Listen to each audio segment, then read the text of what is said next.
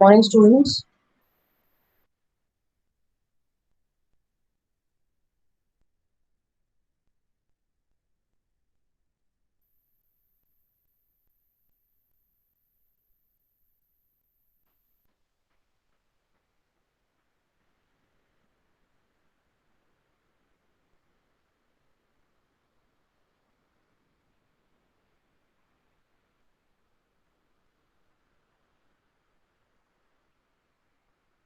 Those who are already there in the class, they are requested to please put up their numbers and names in the chat box for the attendance purpose.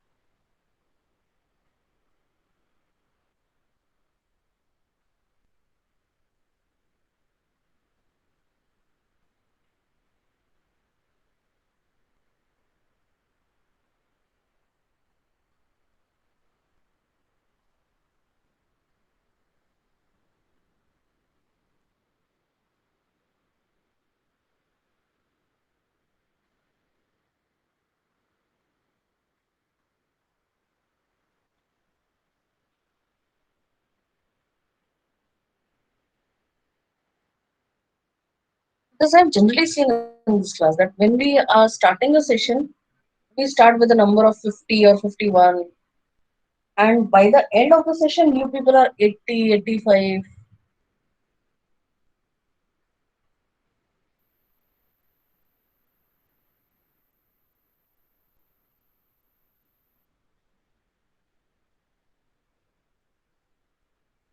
That is absolutely your fault. Okay, so we'll start your session today. The last session, what we have done is we have completed the Say's law and the criticism of Say's law by J.M. Keynes. Today we'll start with the Keynes theory of income and employment.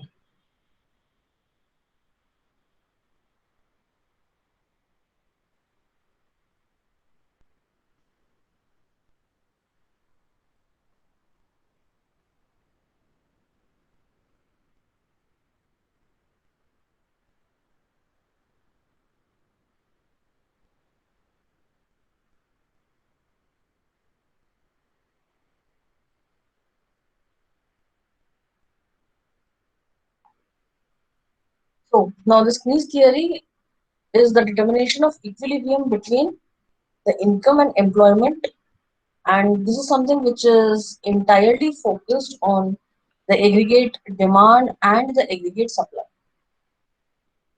Now, as per the Say's theory, everything was such that it will come to a point of equilibrium by itself. But according to Keynes, the equilibrium employment, that is income, is determined by the level of aggregate demand in the economy at given the level of aggregate supply. That what is the aggregate demand in the given economy when there is a certain level of supply in the economy. So here the equilibrium level of employment is the level at which the aggregate supply is consistent with the existing level of aggregate demand. That is, both aggregate demand and aggregate supply are equal at a point of time, and that point is considered as the equilibrium level of employment when both these things are similar. Now, this theory believes that it is not supply which is creating the demand, but it is the demand of the good which creates the supply, which is generally true also. If you're having a demand, the supply will be created by someone. But if there is too much supply, then we cannot guarantee that the demand of that particular product will be there or not. So now what we'll do in our today's session is that we'll discuss the these concept of aggregate demand function and aggregate supply function, and finally the point of effective demand. That is what we'll try to discuss in our today's lecture. So the first thing that we'll discuss is the aggregate demand function. Now, can you see the aggregate demand function over here on the screen? Can you see the aggregate demand curve and with respect to the level of employment? Now, what is aggregate demand? Basically, the aggregate demand price is amount of total receipts which all the firms are expecting to receive from the sales output produced by the given number of workers employed. That is the number of people that you have employed, the amount or the receipts of sales which they are able to, the receipt which they are able to produce in the form of sales in the given period of time, that is considered as the aggregate demand of the product.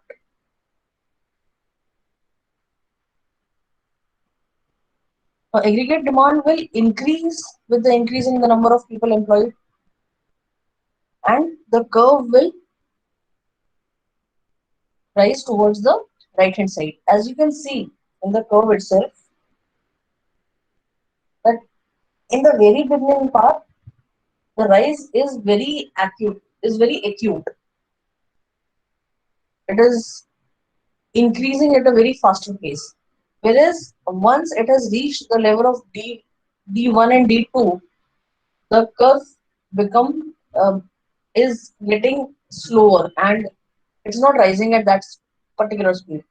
Moreover, at the level when it is reaching aggregate demand function, that is the level of ADF, it is becoming flatter and flatter and flatter. That is, after that point of time, no matter how many workers you are adding to it, the demand will remain same.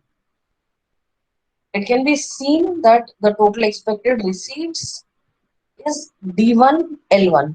Here you can see the total expected receipts is D1 and L1, and the level of employment is OL. Now the total expected receipts, when they are increased from D1 L1 to D2 L2 with an increase in the level of employment, like here what they are showing, that when there is a increase in the receipts, there is an increase in employment also.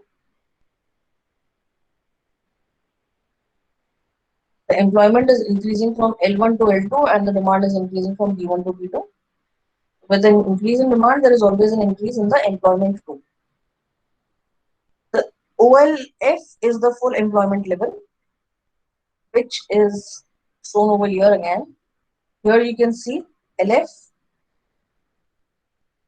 employment level, and they are saying that when a person is reaching OLF, he is reaching the maximum employment level. Initially, the aggregate demand function will rise very sharply, as you can see that from point O to point D1, the demand function is rising very sharply, because with an addition in the number of people employed, the demand of products will keep on rising,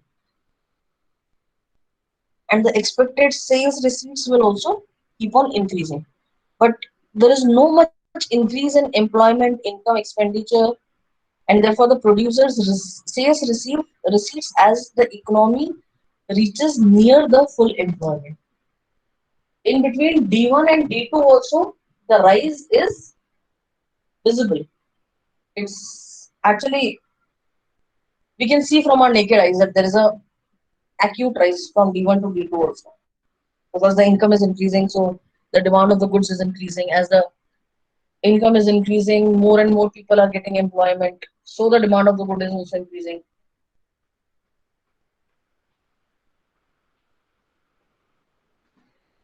So we should be able to see that the aggregate demand function till the curve of the aggregate demand function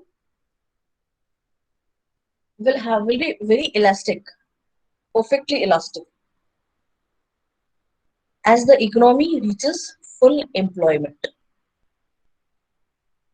Till then, you can see a particular curvature in the curve, but as and when you are reaching the full economy, that is near full employment, this will become perfectly elastic. That is the aggregate demand in East theory of income determination is society's planned expenditure. That is, as per this theory, the total expenditure that a society makes is termed as aggregate demand function. Whereas, if you are talking about the laissez-faire policy, there the consumption expenditure, this aggregate demand function is something which consists of consumption expenditure and investment expenditure. In our calculation, the expenditure that is aggregate demand is planned expenditure that is consumption plus investment, where I is an exogenous variable that is outside the economy and Y is the level of disposable income. So now let's move towards the aggregate supply function. Now what is the aggregate supply function? This is something which is determined by the physical and the technical condition of the production.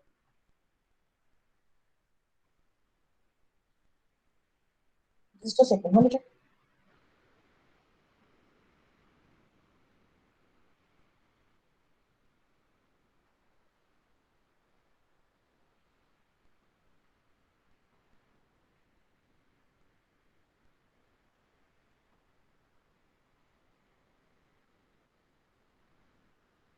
Okay. The aggregate supply is determined by the physical and the technical condition of product. Now, it is expected that these conditions will remain constant in short run. As such, giving the technical condition, output in the short run can be increased only by increasing the employment of labor. If in the short run period of time you want to increase the output of something or you want to increase the demand of something, then definitely you have to increase employment of labor, because you cannot, in short run you cannot increase the quantity of machinery, you cannot expand your business. So any increase in the supply is only because of increase in the employment of labor. Now or aggregate supply price, what is it? It is the total amount of receipts which all the firms must expect to receive from the sales output produced by the given number of workers employed. Here also we were having a similar definition, that what is aggregate demand price? The total receipts of output which all the firms must expect to receive. So that is what this aggregate supply is also. In if we are trying to use some simple words in this, this is the total cost of production which is incurred by the producer by employing a certain number of given workers. Like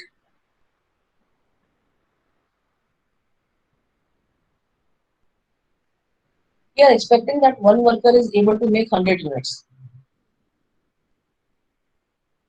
Then by employing 10 workers, will be able to make 1,000 units.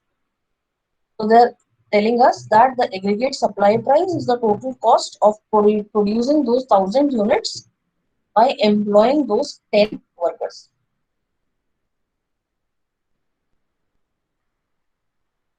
Now, obviously, the aggregate supply price will increase with the increase in number of workers employed. The aggregate supply function will, similar to the aggregate demand function, this will keep on rising. But at full employment, it will become perfectly elastic, but in a vertical fashion. The aggregate demand function was becoming elastic in a horizontal fashion. Okay, as you can see over here, the line will go on and on and on and on because the economy is because the economy is near full employment. A similar thing will happen over here also. That the aggregate supply function curve will keep on rising. At full employment, it will become perfectly inelastic. Here it was becoming perfectly elastic. That is, it keep on going flat, straight ahead. Here it will become perfectly inelastic. That is, as we can see, the aggregate supply price or the cost of production is S1 L1 at OL1. That is the level of employment, right? Now it is increasing to S2 L2 with the increase in the level of employment to OL2. Now, initially, what is happening with this particular green curve is it keeps on rising. In the beginning, it is rising slowly as the labor is abundant. So the increase in the cost of production is lesser. But as and when the labor cost will rise, the economy will reach full employment. So the aggregate supply function will therefore rise sharply at full employment and it will become perfectly elastic in a vertical manner. That is, after a point of time, it will not grow but will keep on rising in a flat way.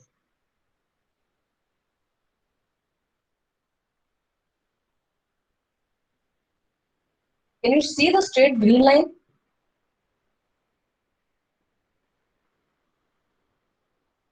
Yes, no, nothing I'm getting.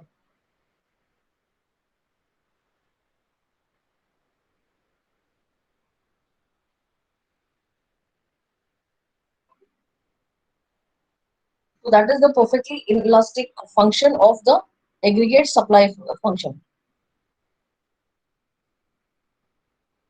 That is when the economy has reached a level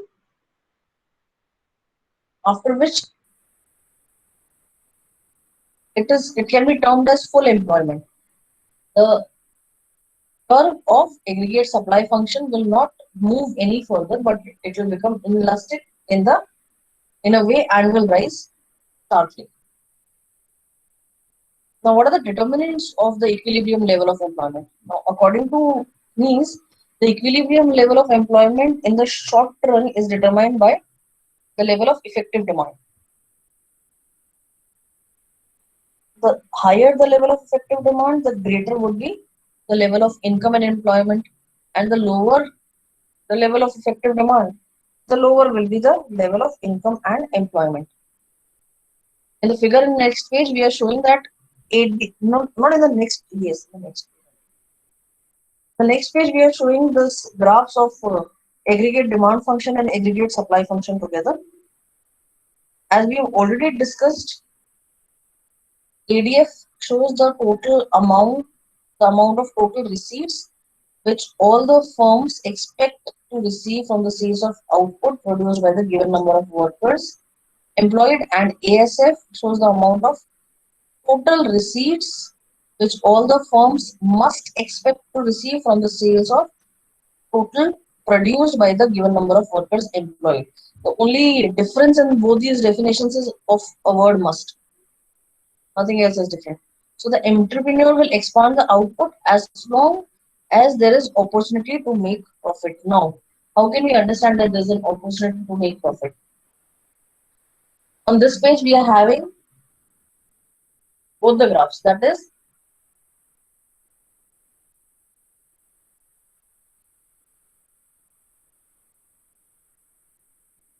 Which both the graphs are we having?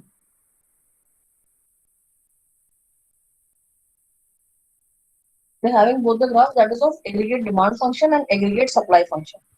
We can see that up to OL level of employment, the aggregate demand price is greater than the aggregate supply price.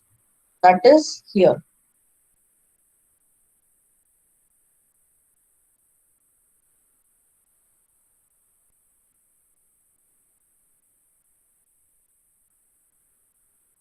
The producer can expect a greater return whenever the aggregate demand is more than the aggregate supply, because here the cost of production is lesser as compared to the sales. As such, the producer will expand the output up to OL level of employment. Why will he do that? Ma'am, Yes. can you again explain?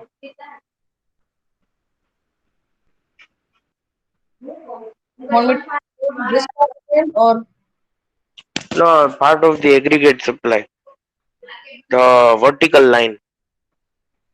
but the vertical line is becoming inelastic when the aggregate supply function is reaching the full employment status. Okay, okay, ma'am. After that, it will not move in any particular direction, but it will go straight up. Because full employment reach हो गया, तो you don't need to increase the employment, you just need to increase the supply. You don't need to Okay, increase ma'am. anything because you have reached a point of equilibrium. That is what I'm explaining right now. Okay, okay, ma'am. Here, what is happening that at OL level, our aggregate demand price and aggregate supply price are equal. Aggregate demand price is the cost which we are expecting to receive, and so is aggregate supply price also. So till OL level, there is a chance of expansion, there is a chance of profit, there is a chance of entry. So the level of employment will keep on rising. Beyond OL level, the aggregate demand price is lesser than the aggregate supply price. Now, whenever the aggregate demand price is lesser than the aggregate supply price, the producer should expect less return on the cost of production. So when one is started expecting lesser return on the cost of production, then at this point itself, he'll start off cutting down the output. That if I'm not able to get that much profit as that I was receiving earlier, I should not go with the similar level of production. So at the level of employment beyond OL, there would be contractionary tendency in the economy, and therefore there will be a fall in employment. After this, the employment will not rise because the producer is not getting good results or better results. He's getting comparatively okayish results. So the level of full employment, which was reached at OL level, will now start falling. See, here you can see that after this OE and OL level, that is at the intersection, this is the point of equilibrium. After this, the supply level is rising only a little bit and then it is becoming inelastic. Whereas the aggregate demand function has already become absolutely elastic and it is keeping on rising. The demand is not rising, only the employment is rising. So the cost of production will keep on increasing because you're just adding on more and more employment, you're not giving more and more product. इससे ज्यादा की demand ही नहीं.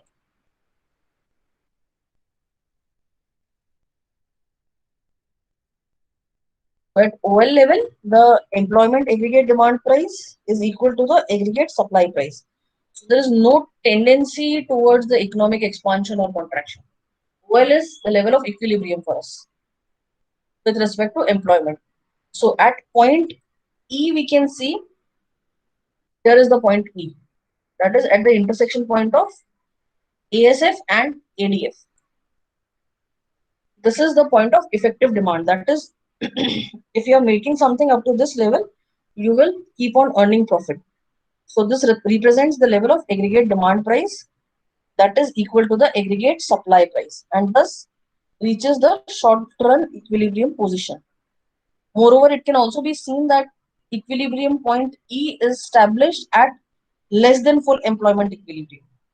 This is not the employment equilibrium. Employment equilibrium is at point LF. Here we are reaching the employment equilibrium, but our point of equilibrium has reached before that only. And there is certain amount of involuntary unemployment in the economy. It is important over here to understand that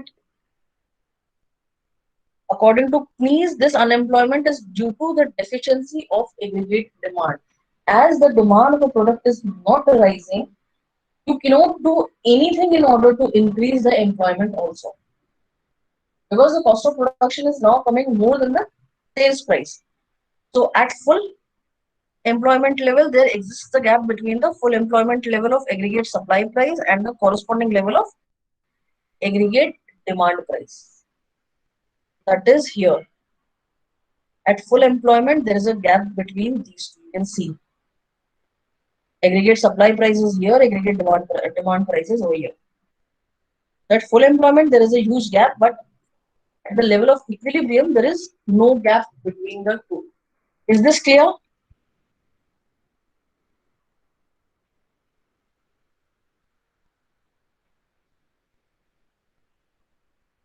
Is this clear to us?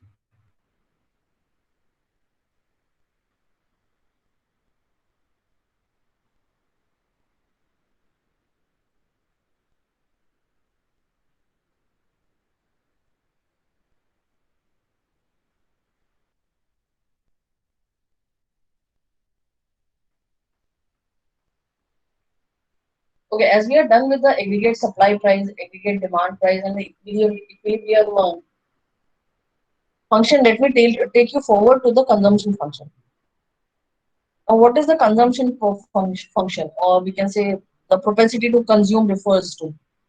This consumption function and the propensity to consume basically refers to the consumption relationship.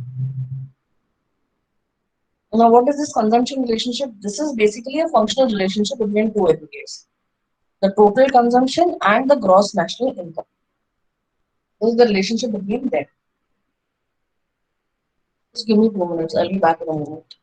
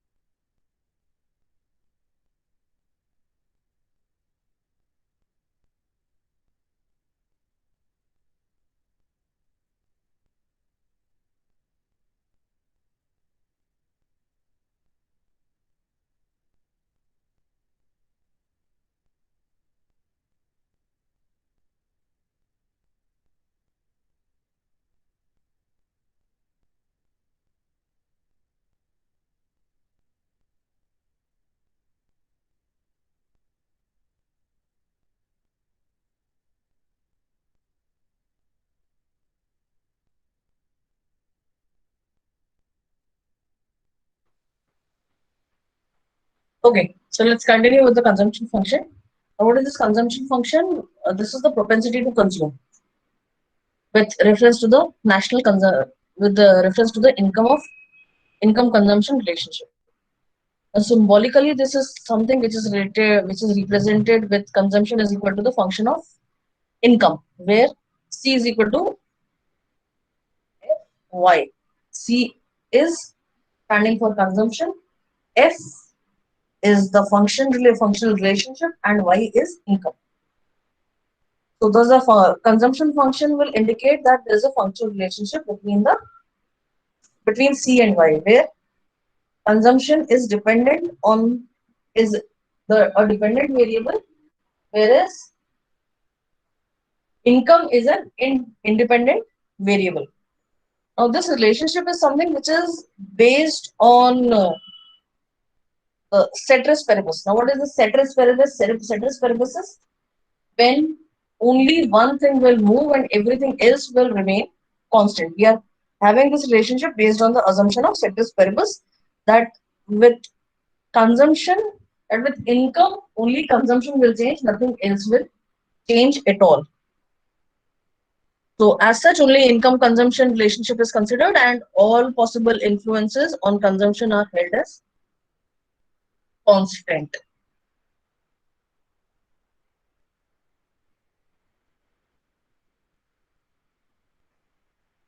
See, it is not possible that when you're consuming something, only the income might matter.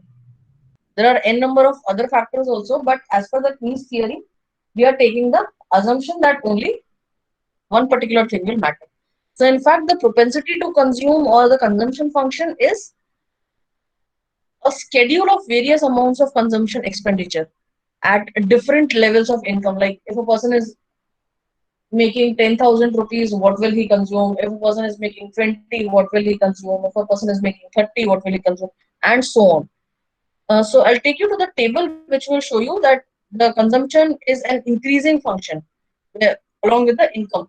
As and when the income will increase, the expenditure will also increase.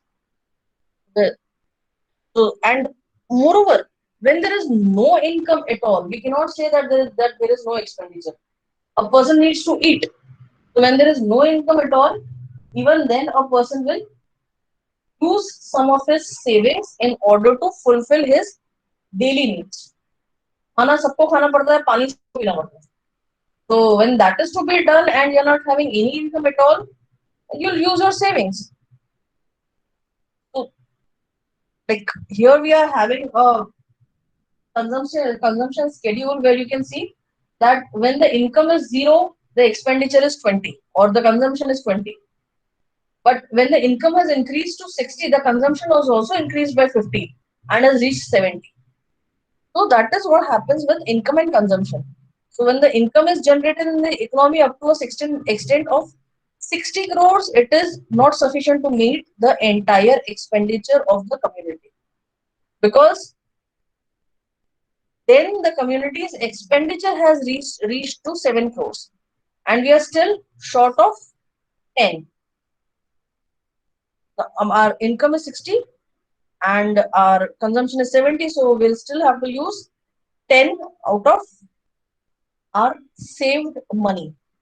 Now, when both the consumption expenditure and the income are equal, that can be considered as a basic consumption level. That is, this much amount an economy will consume on regular basis. As you can see that here our income is rising with a gap of 60, but the consumption is rising only with a gap of 50. So with every rise, we can see that the gap between the consumption and the income is becoming wider and wider. But the level of equilibrium is reached at 120 itself. This is the point where the income is equal to the consumption. After that, the income is rising and the consumption is also rising, and whatever is surplus can be termed as savings. Now, after this, the income is shown to increase by 60, that is what I told you, and the consumption is shown to increase by 50. Now, this implies that there is a stable consumption function during the short run. That is, it will rise in a proportionate way. And the figure is illustrating that the consumption function can be diagrammatically represented. See, if we are drawing a diagram to this consumption function, we are having the consumption schedule over here. Let's draw the consumption schedule in the form of a diagram.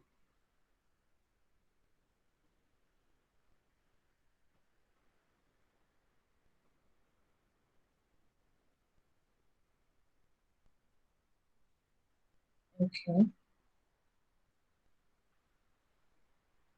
And here. Now we are having ये तो आप लोगों को दिखेगा नहीं. We are having this is consumption. So let's see what they are telling us first.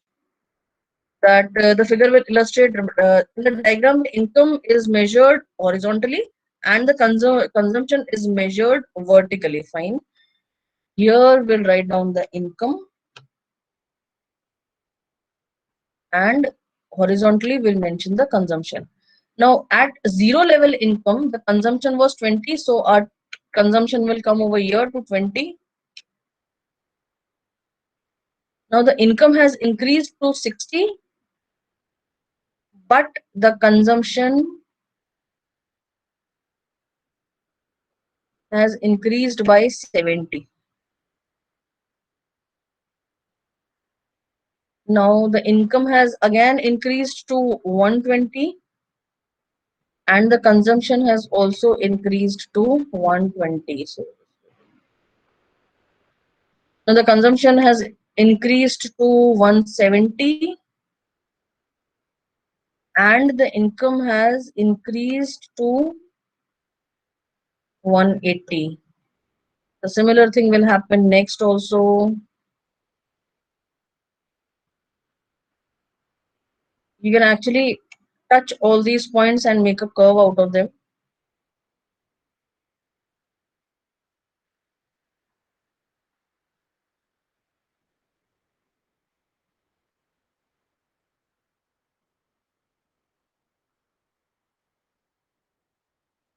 Okay, so we have already made the curve out of them. The C curve is the linear consumption function, which is based on the assumption that the consumption changes by the same amount. So we are able to see an upward slope in the right hand side. Our slope is moving towards the right hand side. So that is stating that the consumption is an increasing function of income. As in when your income will increase, the consumption will also increase. But at point B, we can see that there is a break-even point, like here. I'm sorry, मेरा थोड़ा सा outside चला गया है, but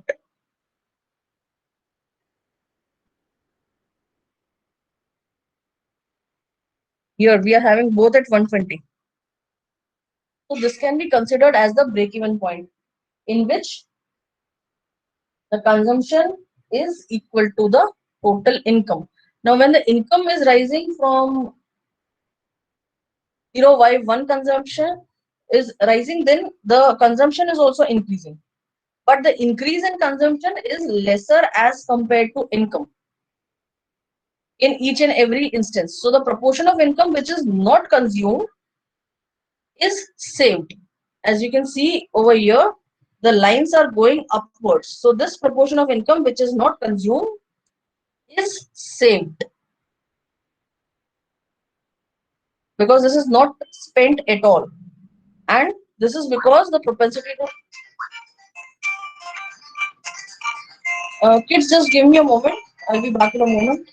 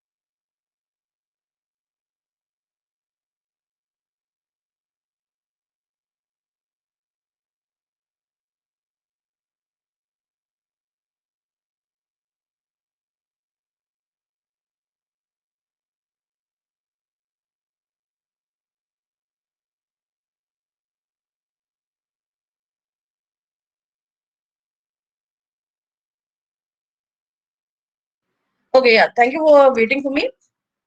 Now, what is happening over here that when the income will rise, the consumption will also rise, as I've told you, but it is not rising in the same direction. Basically, some of the time it is so happening that the consumption is lesser or more than the income. When the consumption is lesser than the income, then the amount that we'll use is out of our own income. But when the consumption is when the consumption is more than the income, then we'll have the saved amount and that will be used. But when the consumption is lesser than the income, we'll be saving something out of it, as the consumption function measure not only the amount which is spent in the consumption, but also it is showing us the amount which is saved by us. The 45-degree line, therefore, here we can regard it as the consumption function. This can also be regarded as a zero saving line, and the shape and position of the C curve will indicate the division of income between consumption and saving. That is, this line will show the indication between consumption and saving. This part is saving, this part is consumed. Okay, so this is what a function is all about. Now I can continue with the determinants of consumption function, but we are not having that much of time today. So if you're having any doubt till now in whatever I have told you, you can put up a question. If you are not having any doubt, in that case, is there anyone who haven't made an entry yet? And who? Vivek, haven't I told you people not to mark your name and numbers at the last point in the class? I'm requesting you once again. Please make sure that the entry of your name and number is being made within first 25 minutes of the class only, not after that. You people are joining the class late and that too just for the sake of attendance.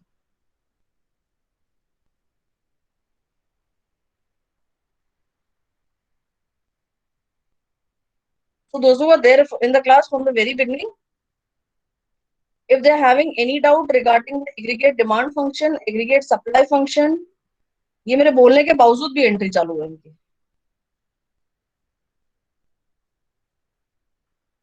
Okay, if you're having any doubt regarding aggregate demand function, aggregate supply function, equilibrium, and consumption function, they are requested to put up the question. If you're not having any doubt, then okay, then what we can do is you can leave the class for today, and from tomorrow, that is in our tomorrow's class, we will continue with the determinants of consumption function, because the determinants are like subjective and objective, both determinants are there, and that we have to understand. That is why I don't think I'll be able to finish this part, and it will keep on hanging. Stopping in between will continue in a tomorrow's lecture.